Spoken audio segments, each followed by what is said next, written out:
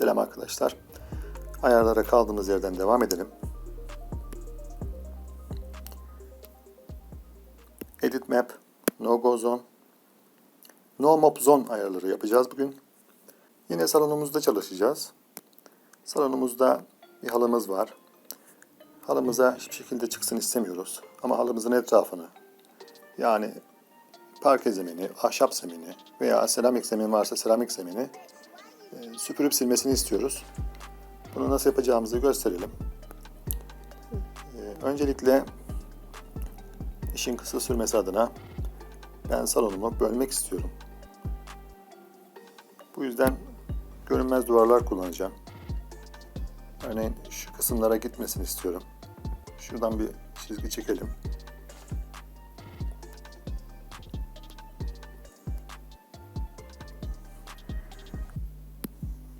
Bir tane de buraya çekelim. Yine buralara da gitmesin.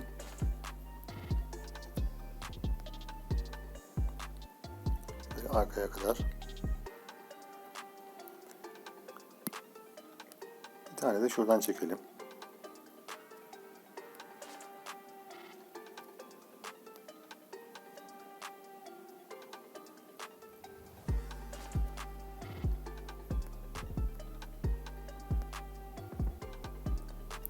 Çizgilerin cihaza yakın olmaması gerekiyor. Uyarı geliyor.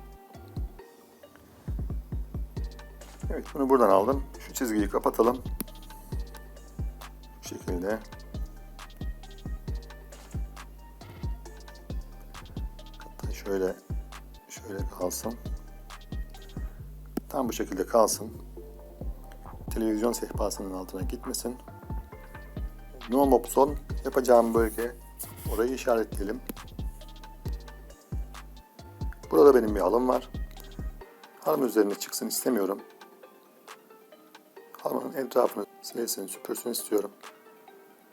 Ve bu şekilde No Mop Zone yapılacak bölgeyi de giriyorum. Ve en sonunda yine kaydet tuşuna basıyorum. Haritamız kaydedildi. Bakalım neler yapacak. Clean'e tıklıyoruz. Starting to clean. Ensure water tank is properly filled.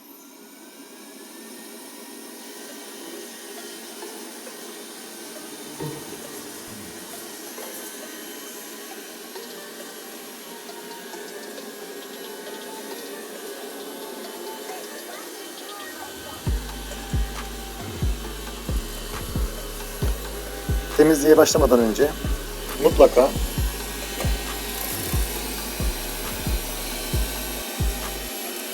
eşyaların konumlarını iyi yerleştirmeniz, iyi belirlemeniz gerekiyor. Böylece cihazın geçebileceği genişlikte alanlar bırakarak kolay temizlik yapmasını sağlayabilirsiniz. Hem güçten tasarruf edecektir, hem de zamandan tasarruf edecektir.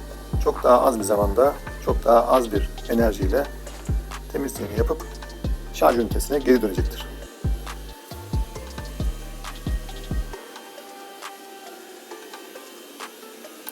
Su tankına sadece su koyuyorum. Bazen sirke de ilave ediyorum. Kitapçıkta sadece su konulması söylenmiş. Tabi uygulamada sirkeyi de kullanıyorum ben. Çok az olmak üzere. Belki bir yarım çay bardağı.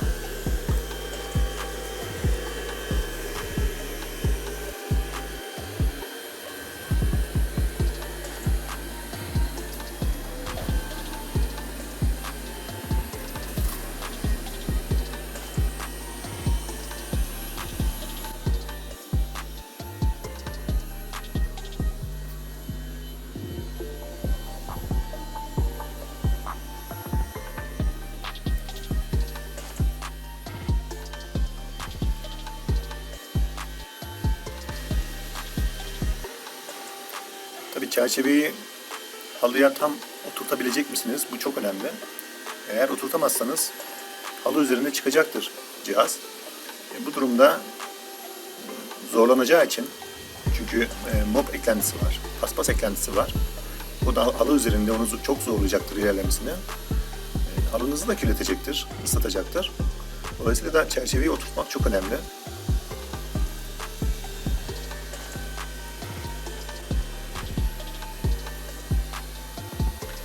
Ben çerçeveyi oturturken gördüğünüz siyah noktalardan baz aldım. O siyah noktalar ya kanepenin ayakları veya sehpanın ayakları şeklinde. Ben de ona baz alarak halının boyutlarını o şekilde düşündüm ve o şekilde de bir çerçeve oturttum.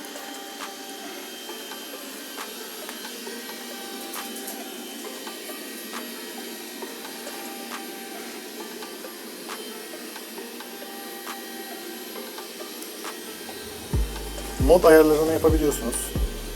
İstediğiniz ölçekte, güçte mod ayarlarını yapabilirsiniz.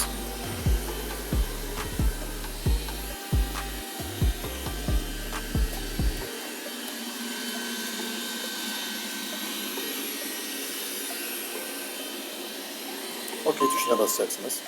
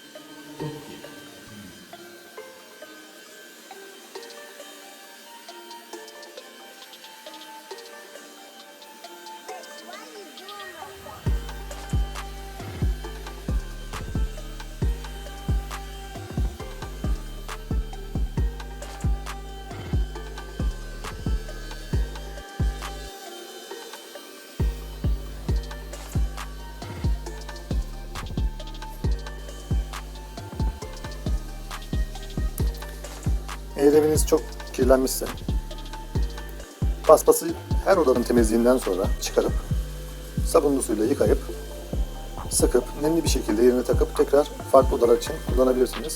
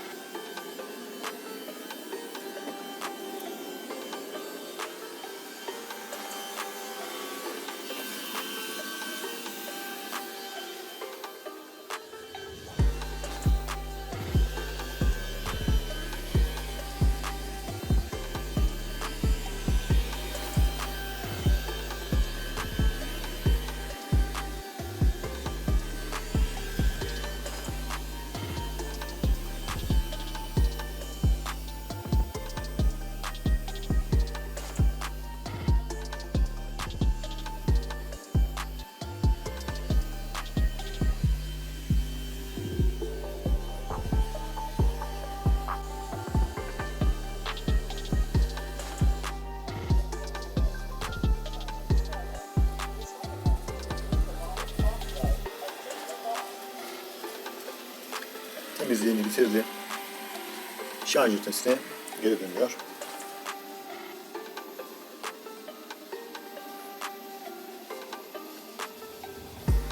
Bir sonraki ayarda görüşmek üzere. Hoşçakalın.